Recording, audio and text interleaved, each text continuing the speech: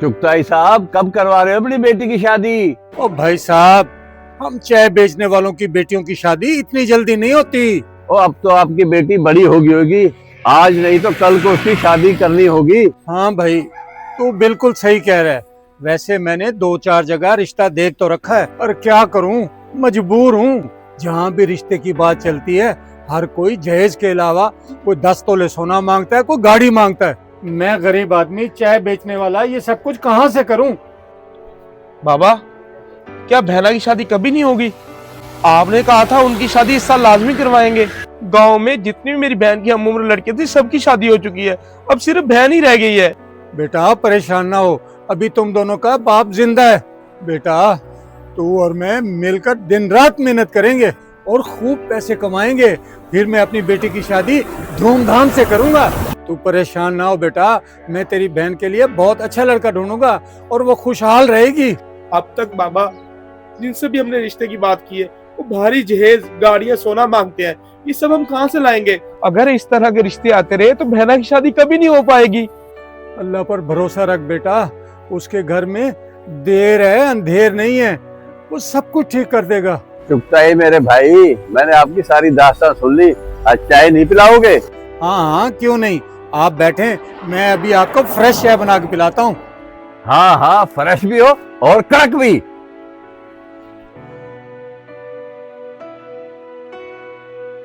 देखा बेटा, इन अमीरजादों को क्या पता कि हम गरीब कितनी मजबूरी में जिंदगी गुजारते हैं, और फिर आ जाते हैं हमारी मजाक उड़ाने के लिए और मुझसे पूछते हैं कि तुम अपनी बेटी की शादी क्यों नहीं कर रहे।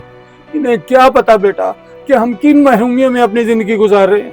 इंतजार कर करके थक गया हूँ, आप लोगों की बातें ही नहीं खत्म होती। मैं खुद आ गया हूँ, अब 2 बजे चाय मैं यहीं पी लेता हूँ। साहब जी, चाय तो आपकी तैयार है, मैं भी देता हूँ आपको।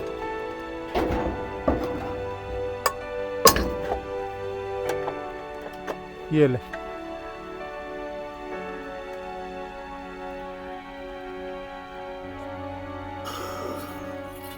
बूढ़ा हो गया है मगर चाय बनाना नहीं भूला। आज भी तेरी चाय जवानों की तरह कड़क है। गुज़श्ता 15 साल से इसी जायके के लिए चाय पीने आता हूँ तेरे पास।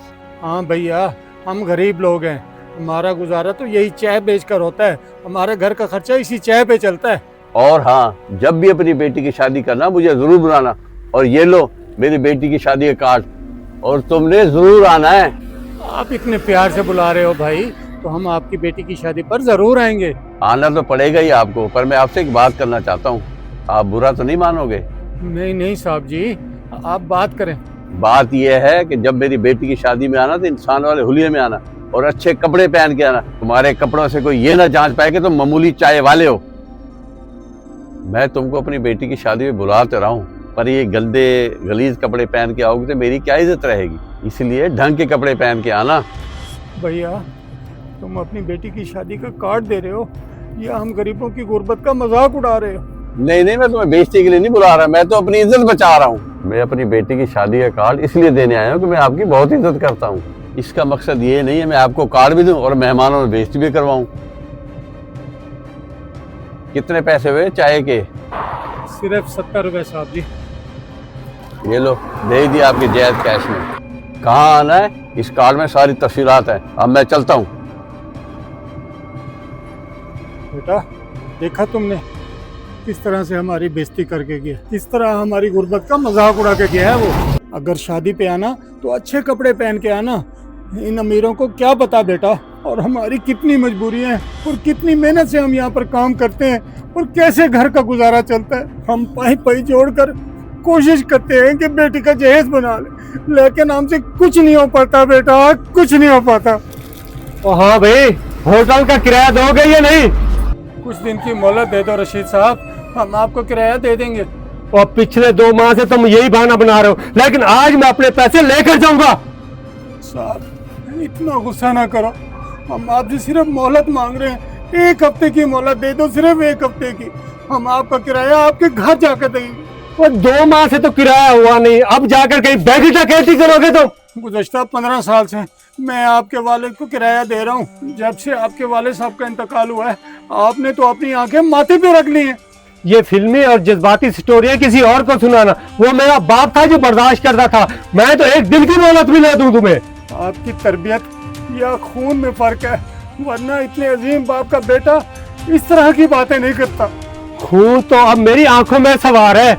आज मैं वहां बैठा हूं और किराया लेकर जाऊंगा, समझे तू? बेटा यही फर्क होता है हलाली और हरामी में। जो बहन की जहेज के लिए पैसे रखे उसमें से इसको किराया दे दे। बाबा, इसका रवैया देख के मेरा खून खोल रहा था। आप ये ढाबा कहीं और क्यों नहीं लगा लेते? नहीं बेटा, 15 साल से यहाँ काम कर रहा हूँ, अच्छे खासे गाहक बने हुए मेरे पुराने। बस तेरी बहन की शादी की वजह से ये किराया नहीं दे सका। तो ऐसा कर, हम फिर कर लेंगे, अभी इसको किराया दे दे।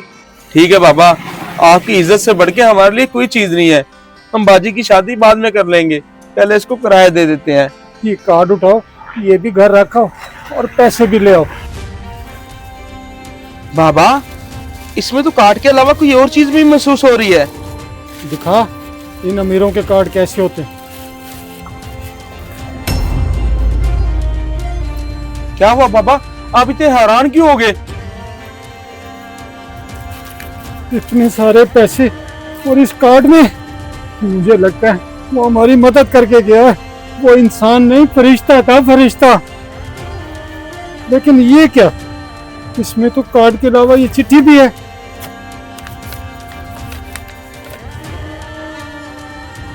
मुझे पता है कि आपकी बेटी की शादी नहीं हो पा रही और आप बहुत मजबूरी में हैं। भाई मुझे माफ कर देना, मैंने आपके साथ बदतमीजी से बात की, लेकिन मुझे पता है कि आप कितने ईमानदार हो।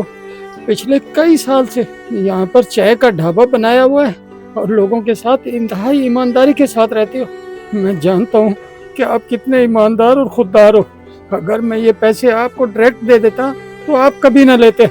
इसलिए मैंने ये तरीका सोचा कि आपकी मदद भी हो जाएगी और आपकी बेटी की शादी भी धूमधाम से हो जाएगी। अब आप अपनी पसंद के लड़के से उनकी मर्जी के मुताबिक जहेज दे सकते हैं। इसमें 50 लाख रुपया है।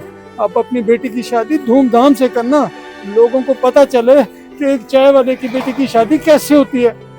और उम्मीद करता हूँ आप मुझे माफ कर देंगे और मुझे दुआओं में भी हमेशा याद रखना।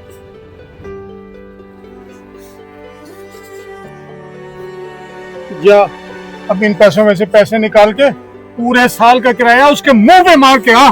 ठीक है बाबा। अल्लाह की रहमत कभी देर से आती है मगर वो जरूर आती है। बेटी की मदद में छुपी हुई नेमत सबके लिए पैगाम है। अगर ये वीडियो आपको अच्छी लगे तो शेयर करना ना भूलिएगा। शायद इस वीडियो से किसी गरीब बाप की मदद हो जाए।